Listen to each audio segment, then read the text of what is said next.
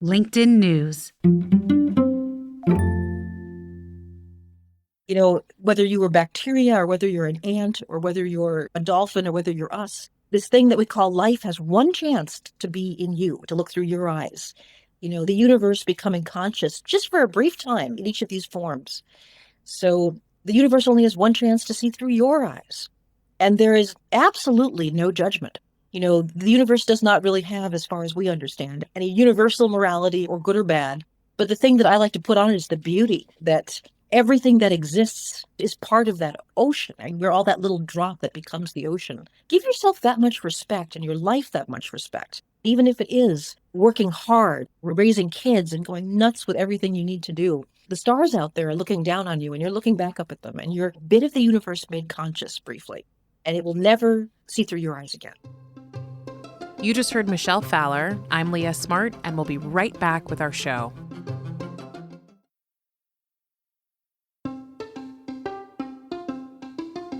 Hey everyone, from LinkedIn News, I'm Leah Smart, and this is Everyday Better, a self-improvement podcast where every week I sit down with some of the world's brightest minds and bravest hearts to learn how we can improve ourselves, our relationship to others, and the world around us. If you're not subscribed to my newsletter, make sure you sign up. You'll get weekly research-backed practices for elevating your mindset and living more meaningfully right into your inbox. Go to linkedin.com/everydaybetter. That's linkedin.com/everydaybetter. I would be honored to jump into your inbox and share strategies for choosing to be a little bit better every day.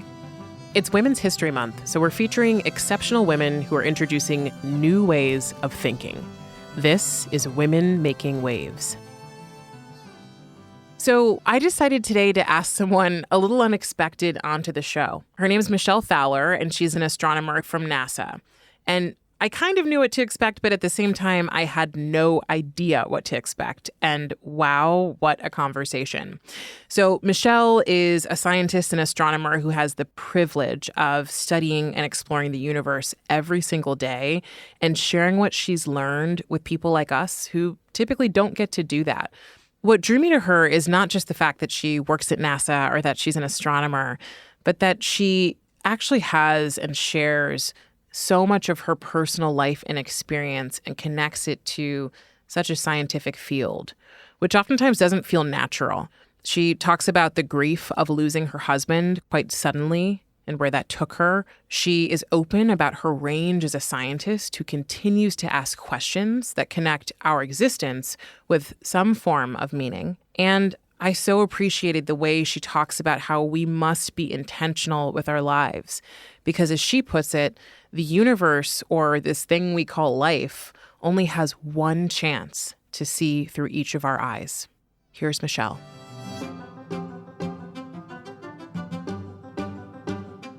I have this tremendous privilege day in and day out studying the universe, exploring the universe where nobody has actually seen before. We've been getting images back from the James Webb Space Telescope of the farthest away parts of the universe we've ever seen. And that means we're looking the farthest back in time that we've ever seen. For the first time, being able to see whether the planets that are around other stars in the sky have environments like the Earth. And, just being around that, I spent yesterday at a community college and just being able to talk to the students about, we were talking about these amazing objects called neutron stars. And we study thousands of them at NASA. They're monsters. They're things that we don't even know how the physics inside works. They bend space and time around them. They're only about 20 miles across. And it's just incredible to me that we're able to explore these mysterious things that you can see, but you can't explain. And everybody, I think, ended the evening just on this high of how much there was left to know. But then everybody went out and looked at the stars. It was a beautiful, clear night. That experience of walking around New York City on a gorgeous spring evening and feeling alive. Sometimes in life, you open your eyes and then you open your eyes. There's a deeper way. You feel like you're experiencing this moment. Those are tremendously heartful, profound times for me. I think the main thing is just getting people to slow down all of the things you have failed to do during the day, all of the ways we criticize ourselves, and just take a breath and think all of the life that's existed before us for billions of years, going back all the way to the beginning of life, has led to you here tonight in New York, looking up at the stars. and to just feel that presence of time and the universe around you. And just slowing down, to me, that's the best way to do that. Oh, that makes me emotional. You're right. It is so profound. And that no matter where you are in the world, you can have that moment where you look up at the stars and go, wow. I think sometimes people go, oh, that kind of stuff is woo-woo, or like, we don't have time for that. And I'm like, what's woo-woo about the fact that we live on this planet and we can just look up at night and see that there is so much else happening outside of just our tiny little spectacle of our really meaningful lives? Yeah, from the perspective of a scientist, I think that, every one of us becomes this cosmic miracle. And I don't really mean that in the sense of a religion, but the view that we have, and all my scientist colleagues, we see the building blocks of life being built, out among the stars. And then one of the reasons we study meteorites is that this is material that was part of our solar system about 4 billion years ago, 4.5 billion years ago, before there was any life. But in these meteorites and asteroids are all the building blocks we need, every molecule that makes up your DNA, your RNA. That was something we only just discovered in the last 2 years, is that we have now found every building block of DNA in these meteorites. In a meteorite. Yeah. And we see these chemicals forming between the stars. We see meteorites delivering them to a planet that was lucky enough to have liquid water on its surface. And they mixed. And you let that mix sit for 4 billion years, and here you are. And every single life form that has ever existed is unique. And, we're all the descendants of single-celled animals a long time ago. Whether you were bacteria or whether you're an ant or whether you're, a dolphin or whether you're us, this thing that we call life has one chance to be in you, to look through your eyes. The universe becoming conscious just for a brief time in each of these forms. So the universe only has one chance to see through your eyes. And there is absolutely no judgment. The universe does not really have, as far as we understand, any universal morality or good or bad. But the thing that I like to put on it is the beauty that everything that exists is part of that ocean. I mean, we're all that little drop that becomes the ocean. Give yourself that much respect and your life that much respect, even if it is working hard or raising kids and going nuts with everything you need to do. The stars out there are looking down on you and you're looking back up at them, and you're a bit of the universe made conscious briefly, and it will never see through your eyes again. A bit of the universe made conscious briefly. That's so beautiful. I mean, we all are these brief assemblages of atoms that come together, and they were things before us, right? Mm-hmm. They were dinosaurs and they were meteorites and they were, molecules between the stars. I mean, that came all the way from the Big Bang. That was made in the first 3 minutes that time existed. The history and the depth that we have, the connection to the universe is so deep because, we are the end state of stars. And when stars die, they become us, literally. What do you mean? Well, the only way you make atoms in the universe is inside stars. So the Big Bang gave us lots of hydrogen, simplest chemical that exists. But I'm made of things like calcium in my teeth and carbon and phosphorus and the iron in my blood. The universe only has one way to make these atoms, and that's by fusion reactions inside stars. So when we look with the Webb telescope, we look so far away that we're seeing the universe as it was. Right now, the Webb telescope is looking back to a time about 400 million years after the Big Bang, and we hope to look back even further. Mm-hmm. But when you look back that far, there really isn't much of the stuff that makes us up. And in fact, with our deepest, farthest observations of the universe, there is only hydrogen and helium. Those were the only elements that existed. And then that hydrogen and helium gas gathered itself into the first stars, just by gravity, bringing the gases together. And the stars like the sun, the reason the sun shines is that inside there is a nuclear reaction that is making small atoms, hydrogen atoms, that's ramming them together and making them into larger atoms. And so the only way you make a carbon atom, which is most of me, or phosphorus in our DNA, or zinc, or, any element besides hydrogen and helium, the only way the universe makes that is in the belly of a star. That's what makes larger atoms than the universe began with. Then all of those stars had to die, explode, unravel into space, and then new stars and new planets formed out of that debris, and that's where our atoms come from. So we are literally this is not philosophy. This is not any kind of conjecture. This is something we observe. We observe stars pumping out new atoms. And a couple years ago, for the very first time, we saw a star produce large amounts of gold and platinum and silver all at once. 10,000 times the mass of the Earth in gold, made in an instant. And these are observations. This is from the Hubble Space Telescope. Like I said, this is not conjecture. This is science. Yes. This is science. This much we know. There's plenty we don't know. Right. But we know in terms of our chemistry, in terms of our physical makeup. You have in you atoms that we picked up on the other side of the galaxy, 100,000 light years away from where we are now. A light year being about 6 trillion miles. You have in you a galaxy, not just a single star. And so, you are a vast, ancient thing.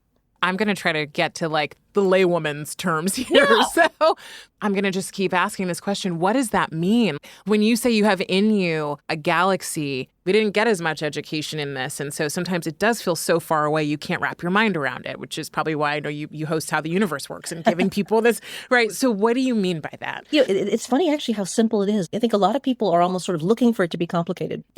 But it's not. The Milky Way galaxy, and of course we know of billions of other galaxies. We study them with our telescopes. My brain does not comprehend these numbers any differently than you do. It has a huge number of stars. And the Milky Way is huge. I mean, to give you a little bit of a really simple sense of scale, the sun is a giant thing. You can fit 1 million Earths inside the sun. And the sun is a star, just like the other stars in the sky. The other stars you see are suns, just far enough away that they look very dim. And we're all moving around in a circle around this Milky Way galaxy. So if 1 million Earths could fit inside the sun, so how big is the galaxy compared to the sun? So if the sun were the size of the dot of an I on a page of text, our one galaxy would be about twice the size of the Earth.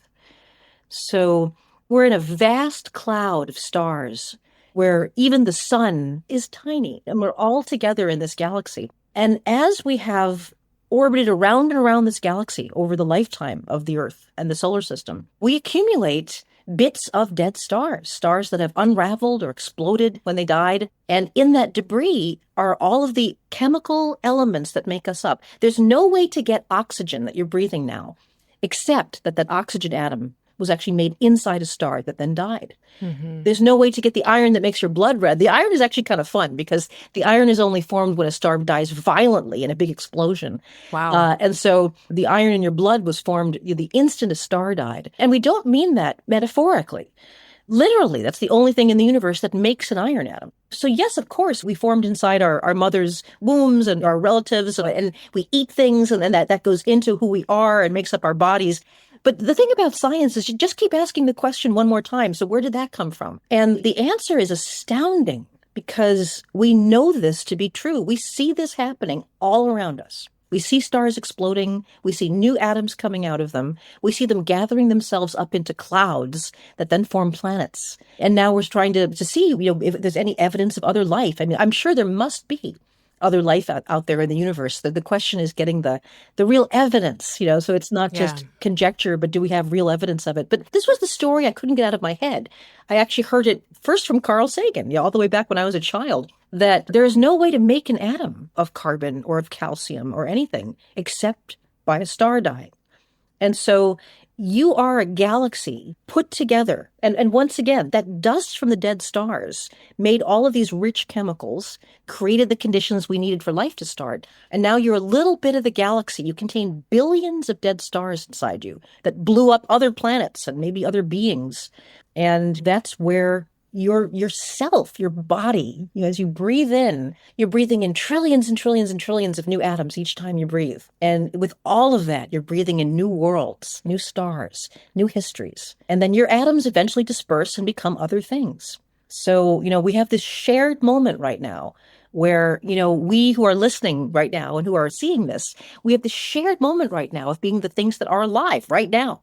We weren't 100 years ago, and we won't be. The atoms will move on in 100 years. So, I mean, we're almost more like a weather pattern than we are a discrete thing because the atoms come and go. I love that. They sort of clump together in these clouds called us, and then they go somewhere else. But, amazingly, you get this one chance to walk in New York on a beautiful spring evening and look up and experience and see and leave the universe with that lesson. What was it like to be you that evening? What were you feeling? What were you smelling in the air? What sounds were there? That's a lesson I hope the universe always gets to keep. So you could have me crying this entire time. I'm like on the verge of tears every moment. I do a lot of crying, but this is my job. We're trying to figure out who we are. Yeah. Okay, so you have this part of you that is like the scientist that's like, what's the chemistry, the makeup, what we are, and starting to understand that more and more. When you combine this with your life experience, this brief period so far that the universe has gotten to live through you, I've heard you talk about your grief, but also the rest of your life experience. What does that like meld into for you that is a lesson or has fueled how you live every day? Just the huge worth of every life, but not just me, everyone. The idea that, this is your one chance to be an ant, or, even the tragic things, right? The universe is one chance. I mean, Yeah. it's mind blowing and it's frightening and it can be terrifying. The universe is one chance to be, a scientist who's from Milwaukee who has grieved and has loved and is finding her way slowly back to joy. The lessons we just send out into the universe. And I don't know if there's any larger consciousness. I don't know if there's anything that values these experiences. But the thing is that it exists. The entirety of space and time and the vastness that we're part of. I mean, yes, we're a tiny part of it, but we are part of it. You are vast. You are ancient. And the story is much bigger than people know. The only thing I can take out of it is compassion, that we are all these little brief but vast expressions, little vibrations in the universe that come and go. And, we are all miracles. We are all unique. So in terms of any kind of spirituality, other than, I have this sort of need to acknowledge this vast beauty and sometimes this vast terror, we find ourselves in this together. We're not going to get an ultimate why. I mean, why is that we're, atoms formed and mixed in water and here we are. But there's got to be something a little more to that why. And to me, I think that's the experience that we share, that, completely powerless in life and death.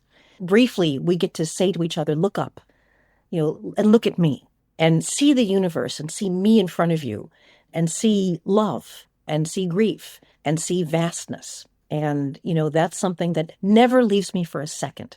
So that's, in the fabric of my life. Wow. You are profound. We don't know yet why the Big Bang started. We don't know, basic physics, what happens inside a black hole. A lot of our physics these days heavily imply that space and time don't exist as we perceive them, that we're only perceiving kind of a slice of them. Well, I remember one thing you said in The Big Think was that, in a way, even though your husband had passed away, you were still falling in love with him. You were still holding his hand. You were still doing all these things. Like, what? What do you mean space-time is different? Well, it goes back such a long time, even if you just take it back 100 years to Albert Einstein. And our physics really doesn't work with just linear time. And when Einstein realized that what gravity is a bending, a curving of space and time itself. And again, this is something we can see. There are objects in the universe, 20-mile across, dead stars, a ball of compressed material that made when a star dies. And it has so much gravity that space bends around it so you can see behind it as well as in front of it. And it's right there in front of you. Einstein didn't think that there was any way for moments in space and time to just sort of come and go like a river. But he thought more if you had the right perspective, and our brains were able to see in this perspective, that you could see the whole of space and time laid out like a landscape. Every point in space existing and every point in time existing at once. And when his best friend died, he wrote a letter to that man's wife and said, grieve if you must, but we're still meeting them and we're still having lunch with them and we're still holding hands with them. That moment is unfolding always. We've already been dead for billions of years. If you have a fear of death, you're already there. The universe hasn't birthed its first star and the earth hasn't formed. And all of those, what we think of as moments, they have happened, they are yet to happen, and they are happening all at once. And that's old physics. And the stuff that my husband did, he did very special physics. And I would often remark to him that I thought he was taking this a little bit lightly. His instruments that he worked on for NASA, they wouldn't work if time and space were just the linear time and space we perceive. His cameras wouldn't be able to take images. His cameras took advantage of the fact that time and space is a lot more complex than we understand. And honestly, this shouldn't surprise us because, why should the human brain automatically understand everything about the universe? There's more to the space and time thing. Right. It's probably a whole volume and we're only seeing a slice at a time. And our brains just aren't there yet. We're not able to perceive the whole thing at once. Maybe other civilizations far more advanced than us already have. But how cool to know that we have that much more to understand about the universe. We're taking a quick break. When we get back, more from Michelle Thaller on exploring the connection between the universe and us. And we're back with astronomer at NASA, Michelle Thaller. I live for these kinds of conversations because I was not one of those kids that was like super good at math or physics, and I was better with writing. And the truth is I've always been a learner, but it never felt super accessible in school. And so I was telling you earlier, Contact, which was like a 1990 something movie with Jodie Foster, it was my favorite movie. It still is. I watch it a few times a year because it begs the question that forget your schooling, forget if you have the academic kind of like prowess to talk deeply about physics. It begs the question of what are we doing here?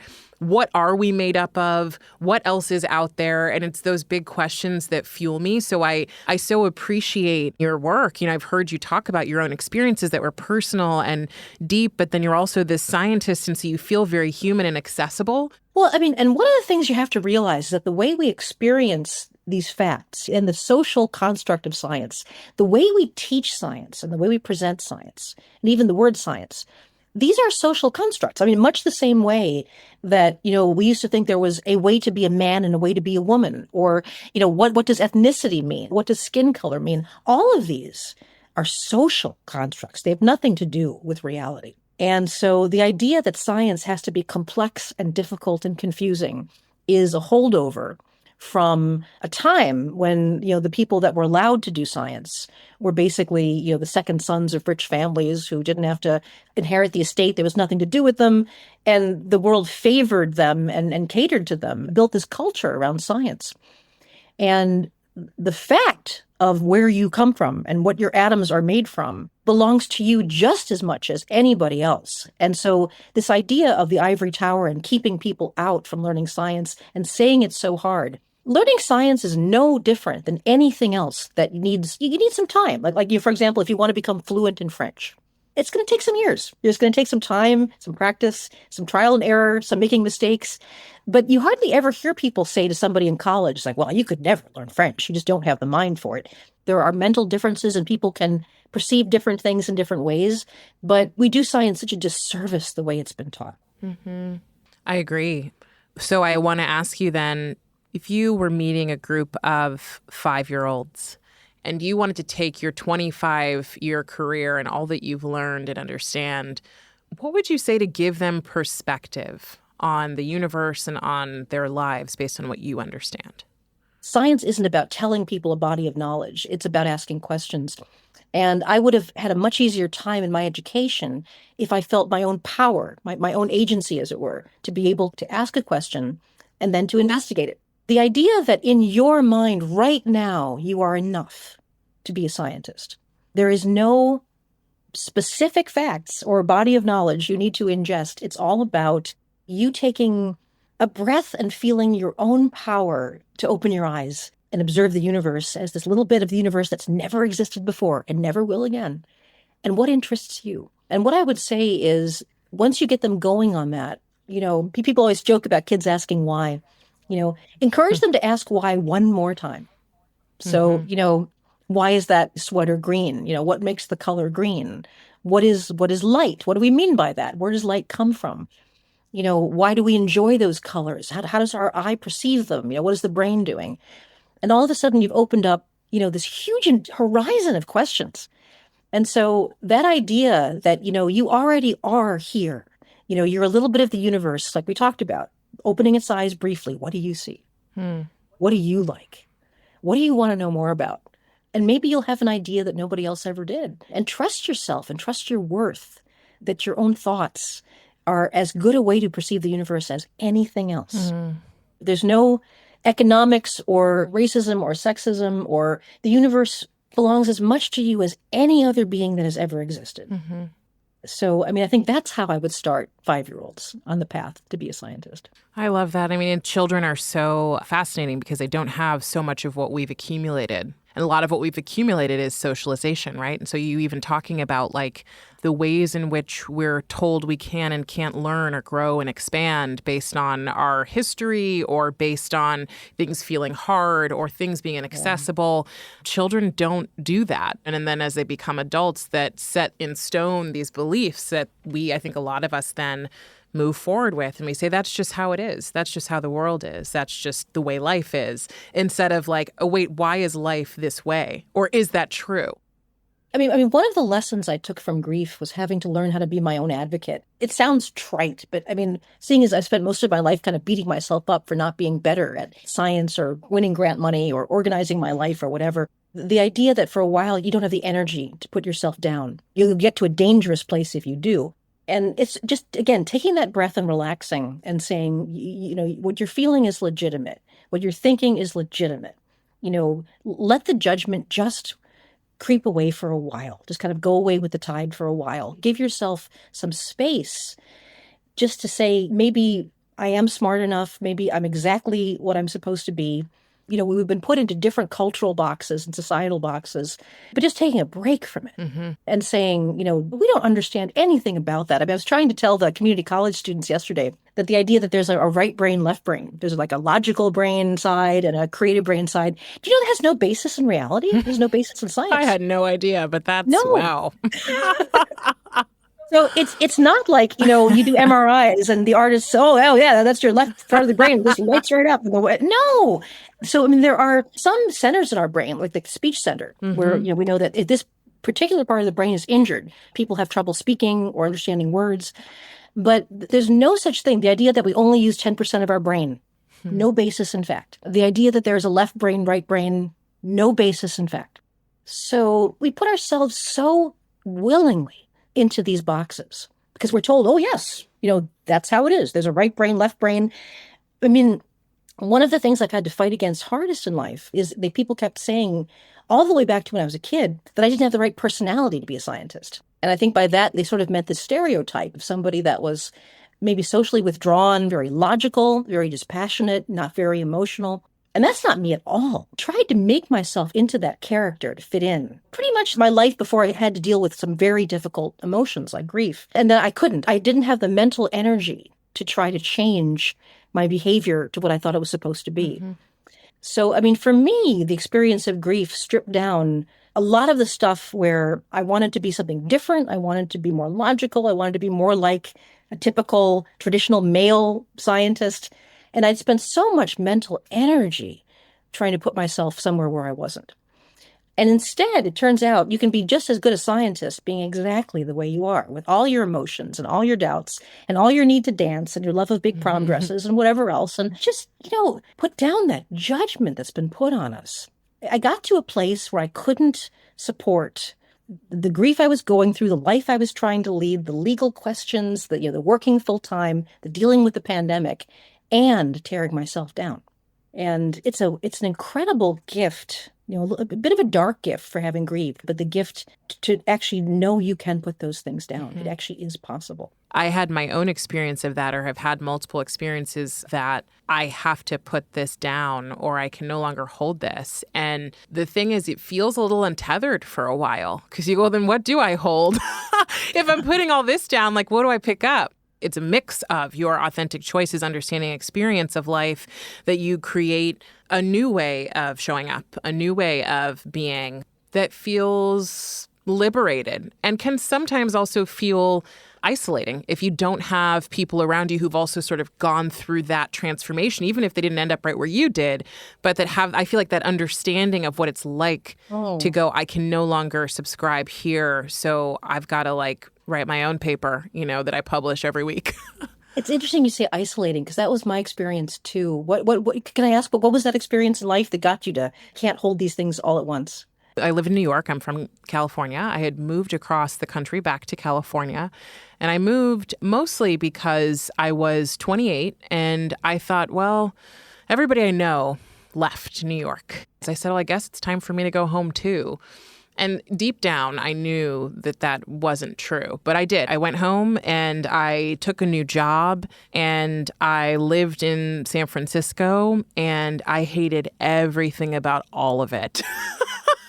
I love my family. I was an hour away from my family, or 30 minutes. They had their own lives. And, it's like the realization that the expectation didn't meet the reality. And not just that, but that like somewhere so deep inside of me, I was like, this is not the right movie for me. And I don't even know what my movie is, but it is not. And I don't know how I'll make it if I continue down this path. And so for me, it was being offered a position to climb to the next kind of rung of the role that I was in San Francisco that woke me up, and like my gut and something inside of me just like slapped me in the face and was like, you can't do this. And this isn't for you. I just felt off.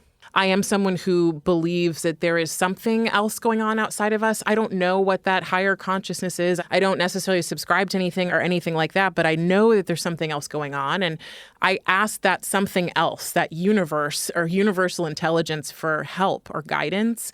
And I do deeply believe in prayer. And I got the answer in the form of a podcast, funny enough, which I didn't have a podcast at the time. I wasn't doing anything close to this. And I listened to this podcast that changed my life. And so for me, that was the moment that I was like, oh my God, I've been open to something that is going to change the entire course of my existence. And that was my moment where I was like, I can't go back. And so I've had the experience of friends changing, of relationships transforming, new people coming into my life and going, wow, these people are so different than the people I call it's like BCAD, So that was my experience of just going through this process of like hitting the wall and making the final choice to say, like, I've got to choose something else. And I actually have no idea what's in front of me, but I cannot stay here and I can't go backwards. And how brave of you to feel that and to acknowledge that. I also pray quite a bit. And people are often sort of surprised by that because I don't belong to any religion. I don't have any particular ideas about religion or an afterlife or a universal meaning or any of that. But sometimes, like you said, that ability to just within you talk to that universal existence and say, please, I need some help. I need some guidance. And also just the gratitude, the exaltation of, thank you for letting me be this little bit of life. That idea of stopping and appreciating, you can do that through prayer or through meditation or many other ways. But I always had to exalt. I always had to praise. I always had to ask for guidance. And I think a lot of people, again, they want to put what a science brain is into a box. Well, don't scientists not do that? I mean, prayer is a deep thing. The thing that I'm sort of really amazed about, and we talked about isolation, is that with grief, I had to actually confront emotions I could not put down. In the past, I was able to sort of control my emotions. I think that was probably, damaging inside to some degree. But with the grief was the first time, and it was terrifying as hell, that I could not just get on top of this emotion and tamp it down. I mean, it was like a wave washing over me, and I couldn't get to the top of it.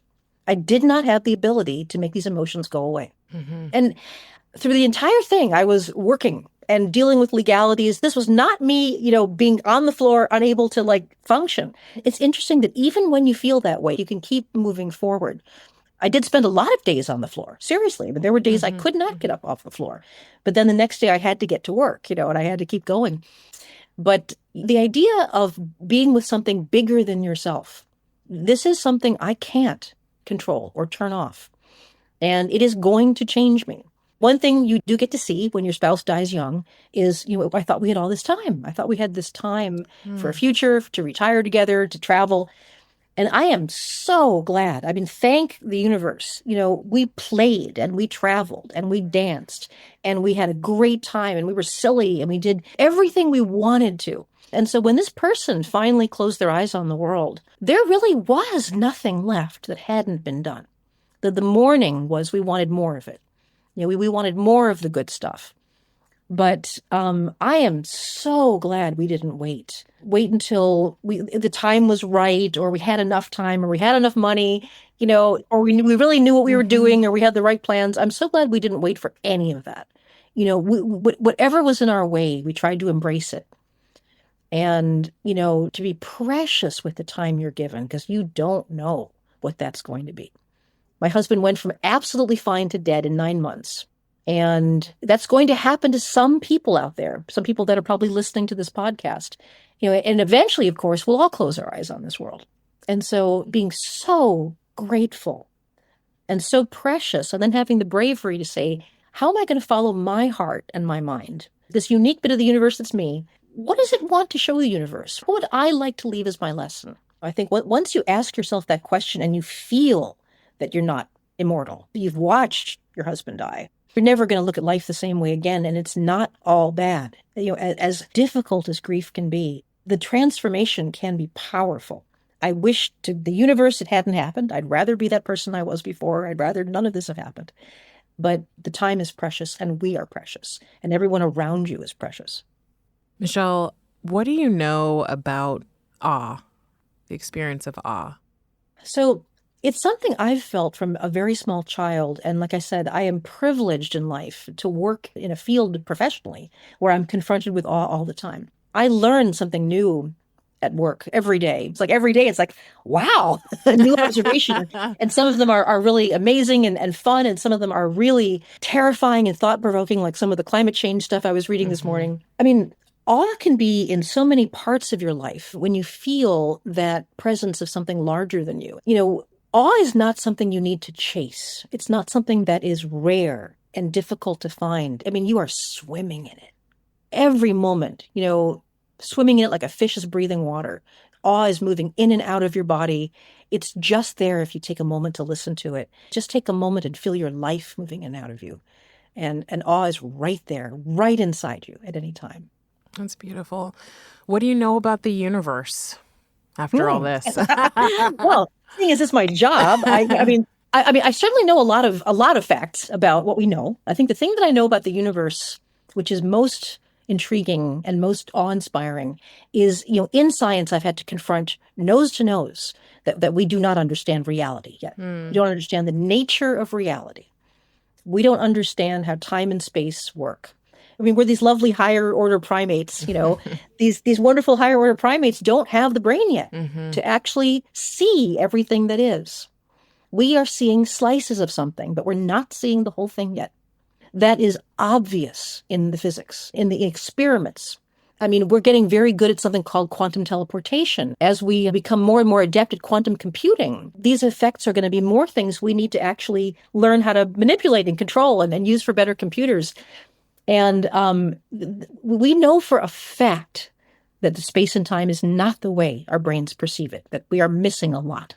And so, I mean, to me, that's what drives the science and the curiosity and the awe. I'm never going to know the answers. And as soon as we have answers to that, there'll be more questions. But, the wonderful thing I know about the universe is we haven't seen anything yet. I love that.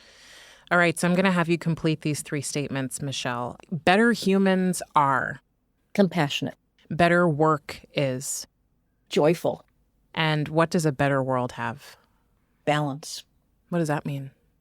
It seems our life is very out of balance right now in terms of what we as a species are doing. I think we're being confronted with a false narrative that we can either choose to literally destroy our environment. We're not going to destroy the earth. The earth is fine. It's going to go on without us. Right. And life will go on without us. The fact of the matter is we are in for centuries of significant climate change. And that will rewrite borders, geopolitical borders. People will have to live in different places, do different things. I mean, that's not a question. And let's keep our environment healthy. Let's not destroy our standard of living. Let's make enough food for people. Like I said, this is not the end of humanity. What happens if the plankton collapses and there's no more fish that we can fish? I mean, all of that. What happens when the entire nations of Bangladesh and parts of India are underwater and 1 billion people need to be relocated? I mean, the earth is going to give us those scenarios. And it is absolutely survivable. Absolutely. Because we're going to have to work together. Thank you so much for being here, for sharing yourself, for being such a human and open and passionate and curious scientist. Well, sure. Thank you for having me. It was wonderful to speak with you. That was Michelle Thaller, astronomer, research scientist, and assistant director for science communication at NASA's Goddard Space Flight Center. One big thing before we go.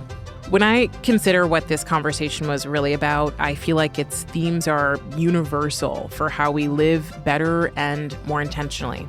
It's asking big questions, changing our perceptions, and living our lives the way the universe would if it had just one chance to look through our eyes. If this conversation was inspiring and has you reflecting on the bigger picture, share it with someone who might benefit from doing the same. Maybe this conversation will support them in ways you didn't realize, and help other people like you find our show by leaving us a rating before you go. And as always, you can get me in your inbox by signing up for our weekly self-improvement newsletter, giving you practical tips on how to level up with small steps every day. Find it at linkedin.com/everydaybetter. That's linkedin.com/everydaybetter. Everyday Better is a production of LinkedIn News. The show is produced by Alexis Ramdow. Our associate producer is Grace Rubin. Asaf Gadron is our sound engineer. He makes sure we sound good in the studio. Joe DeGiorgi mixed our show. Enrique Montalvo is the executive producer of LinkedIn Editorial Productions. Dave Pond is head of news production.